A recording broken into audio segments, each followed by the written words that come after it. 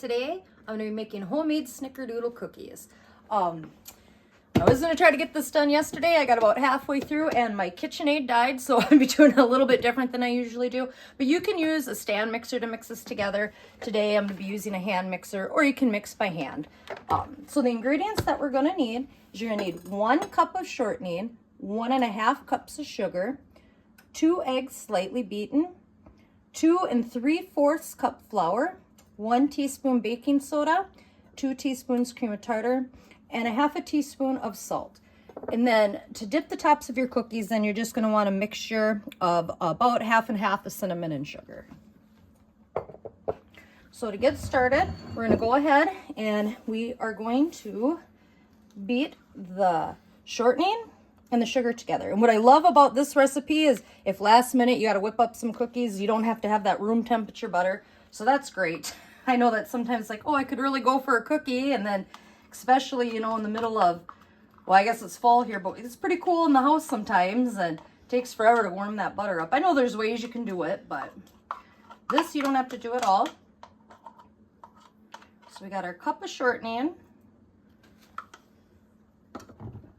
and 1.5 cups of sugar. And we're just going to go ahead and we're going to beat this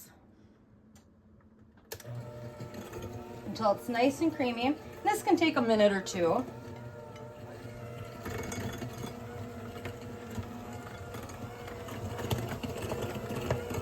It's a good thing I made homemade bread the other day because now I don't have my stand mixer, but we'll get something figured out.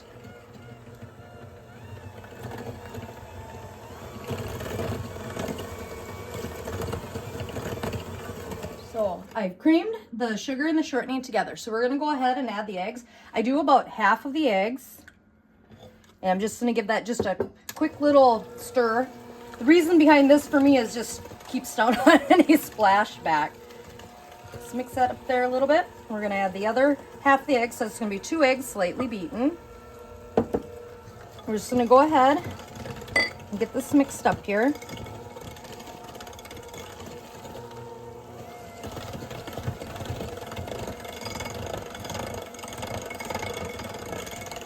Like I said, you can use a stand mixer. Hand mixer, you can do this by hand.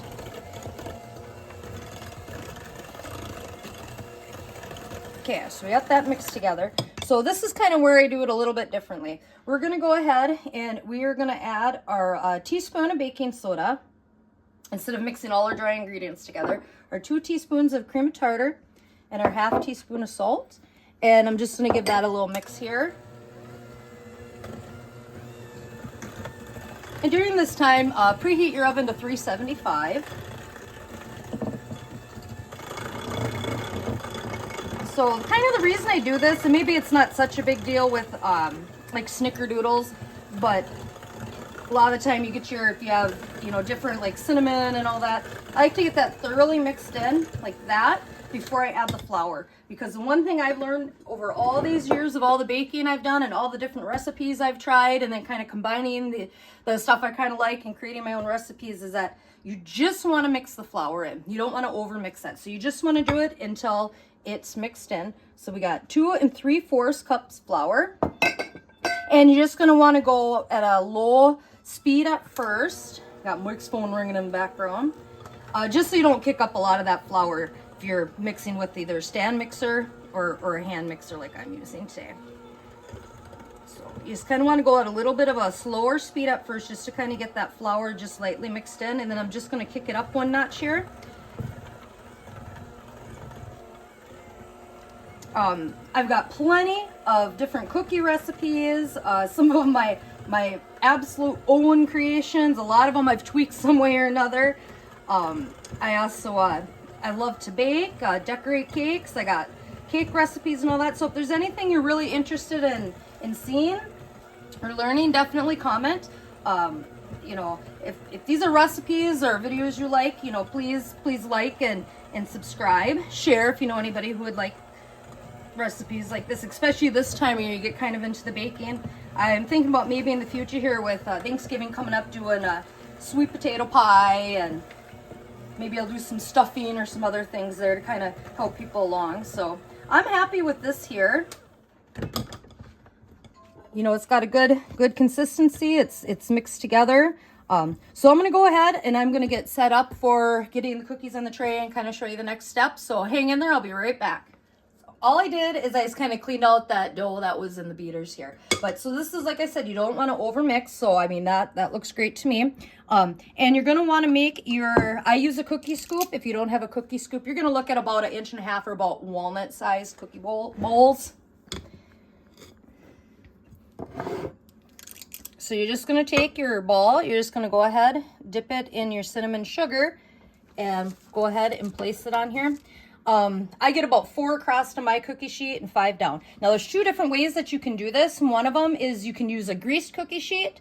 I just like to use the parchment paper, and I don't have to change this out. So if I end up doing a double batch for Christmas or for friends or something like that, I can keep using the same piece of parchment paper as I cook on there. So I'm going to go ahead and get this loaded up, and then we'll get them in the oven. You don't have to press these down or anything. You can keep them in that ball form like that. And they'll cook down. But I'm going to go ahead and get this tray filled up and kind of show you that next step and what we're looking for during the baking process. So hang in there.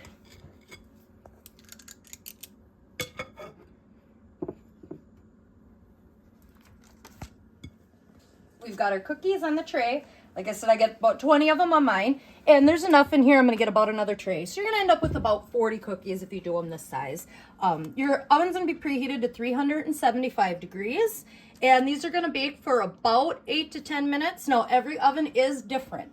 So you're definitely, until you try these and figure out exactly what your time takes on your oven, they will flatten out, and you're just looking for the edges just to start slightly turning kind of a light brown. So I'm going to go ahead, I'm going to place these in the oven, and when they're ready, I'll be checking back in with you so you can see how they should look when they're done.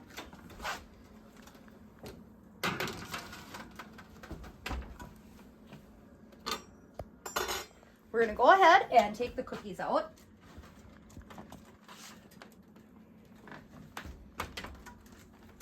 And as you can see, the edges are just starting to lightly turn brown. And that's exactly what you're looking for. At this point, you're going to want to go ahead and take the cookies off and just put them on a rack to cool. And what's really nice about this recipe here is they do freeze well. So, I mean, some of the stuff that I've done in the past is make a whole bunch of different cookies. I know the ones that freeze really well. They stay nice and they don't crumble or fall apart in the freezer. You can just put them in a Ziploc bag or a Tupperware or something like that. And I've done this before with these cookies because I used to, for holiday gifts and stuff like that, I'd go ahead and make little gift boxes with different cookies in them. So this is a really good one. Or, you know, if it's just, I've got Mike here, so I'm not worried about them not getting eaten up in time. But, you know, if you make a batch like this one, I got just about 40 cookies. Once I get the second tray in here, we'll end up with just about 40 cookies. And if that's a little bit more than you or your family or whoever can eat at one time, you can leave some out and go ahead and freeze the other half for another day. Like I mentioned earlier, if there's anything, if you got any questions, please leave a comment. I'll get back to you and help you best that I can, depending on what your question is. If there's anything you'd like to see, or maybe there's a recipe you've tried a few times or a few different ones and you're just not getting the results you want, definitely reach out. I can see what I can do to help. Maybe I've got a good recipe for that. There's a, we were kind of watching a video the other day and they were kind of going over foods way back in the day, like the Depression era and stuff like that, what they used to make. And I saw something on there, a water pie. I've never made one of those before, but I would like to try that sometime and get a video out, see if it turns out. So hang in there. Please like, share, subscribe, comment, and I'll catch up with you on the next video. Licky scoop, the cookies are served.